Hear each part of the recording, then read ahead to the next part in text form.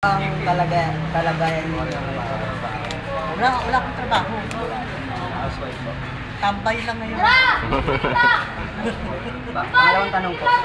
Ano-ano ang mga programa ng inyong barangay? Wala ako alam sa programa ng barangay. Pangatlo pong tanong. Ano-ano ang mga pangunahing pangangailangan ng inyong barangay? Touching mo po. Maraming kulang na.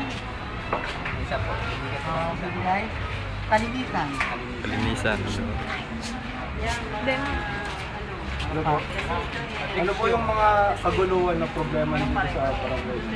Mga away-away. Kakasundo. Yung mga ano po, problema niyo po, yung mga bumaba po ba dito? Ay, hindi ka. Challenge naman po. Kanto-kanto lang. Minsan, pag dire-diretso ulan, ganyan lang sa kalsada. Hindi talaga bumaba. Ang baha dyan. Thank you po. Ano ba ang pangalan niyo? Mary Jane de Besa. Thank you po.